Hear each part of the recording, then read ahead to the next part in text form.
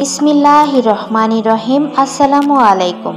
রাতে ঘুমানোর সময় আয়াতুল কুরসি পাঠ করলে আপনার সাথে অলৌকিক ঘটনা ঘটে, যা আপনি জানলে অবাক হতে বাধ্য হবেন।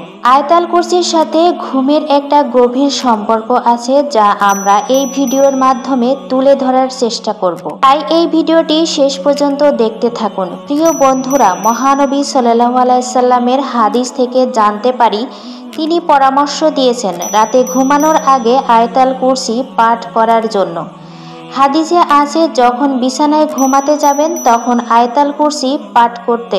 তাহলে আল্লাহর পক্ষ থেকে আপনার উপর সব সময় একজন ফেরেশতা নিযুক্ত থাকবে এবং ভোর পর্যন্ত শয়তান আপনার ধারে কাছে আসতে পারবে না। সুবহানাল্লাহ। এখন আপনাদের ঘুম এবং আয়াতুল কুরসির মধ্যে যে একটি গভীর সম্পর্ক রয়েছে সেই বিষয়ে আলোচনা করব। আয়াতের একদম শুরুতে যখন পড়েন আল্লাহু লা ইলাহা ইল্লা হুয়াল হাইয়ুল কাইয়ুম, সংখ্যক আয়াত রয়েছে যার শুরু হয়েছে আল্লাহর নাম দিয়ে। আর এই আয়াতগুলি বেশ শক্তিশালী এবং গুরুত্বপূর্ণ আয়াত।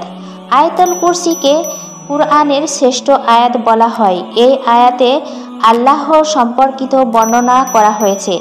আপনি ঘুমাচ্ছেন, কিন্তু ঘুমানোর আগে এই তাওহীদের ঘোষণা দিয়েছেন। কে জানে আপনি ঘুম থেকে আর উঠতে পারবেন কিনা। আপনি যখন বলেন আল্লাহু লা ইলাহা ইল্লা হুয়াল, এর অর্থ আল্লাহ ব্যতীত কোনো উপাস্য নেই। এরপর বলা হয় আল হাইয়ুল কাইয়ুম, যিনি চিরঞ্জীব ও বিশ্ব চরাচরের ধারক। সুবহানাল্লাহ। আল্লাহ তাআলা চিরঞ্জীব, মৃত্যু তাকে স্পর্শ করে না। ঘুম যেন মৃত্যুর মতো, আত্মা বেরিয়ে আসে দেহ থেকে।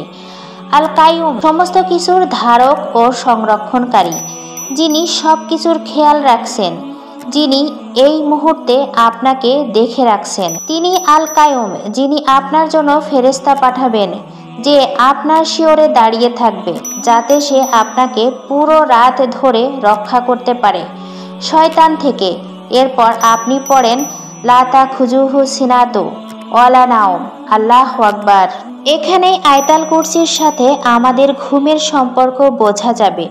আপনি ঘুমাবেন, সেই সময় আপনি বলছেন লা তাখুযুহু আসসিনা, হলো ঘুমের সংকেত। যেমন ধরুন, হাই তোলা, চোখ ঘষতে থাকা, ক্লান্ত অনুভব করা, এটাই হলো আসসিনহা। আল্লাহ তাআলা বলেছেন লা তাখুযুহু সিনা, মানে ঘুম বা তন্দ্রা আল্লাহকে স্পর্শ করতে পারে না, তার কোনো ক্লান্তি নেই। ওয়ালা নাওম, তিনি কখনোই ঘুমিয়ে যান না। আপনি সবসময় জেগে থাকতে চাইলেও পারবেন না, নিদ্রা আপনাকে গ্রাস করবে, আপনার চোখ বন্ধ হয়ে আসবে। এই সময় স্মরণ করুন, কোনো তন্দ্রা বা নিদ্রা তাকে পাকড়াও করতে পারে না। তিনি সব সময় জাগ্রত, সব কিছু রক্ষা করছেন। তিনি আমাদের দেখাশোনা করে চলেছেন প্রত্যেক সময়ে। আল্লাহু আকবার। বন্ধুরা, ভিডিওটি কেমন লাগলো তা আমাদের জানাতে ভুলবেন না। এই ধরনের নতুন নতুন ভিডিও পেতে ভিডিওটিতে একটি লাইক দিয়ে দিন। আমাদের চ্যানেলটি সাবস্ক্রাইব করে আমাদের সাথেই থাকুন। দেখা হচ্ছে পরবর্তী ভিডিওতে। ভালো থাকুন, সুস্থ থাকুন। আল্লাহ হাফেজ।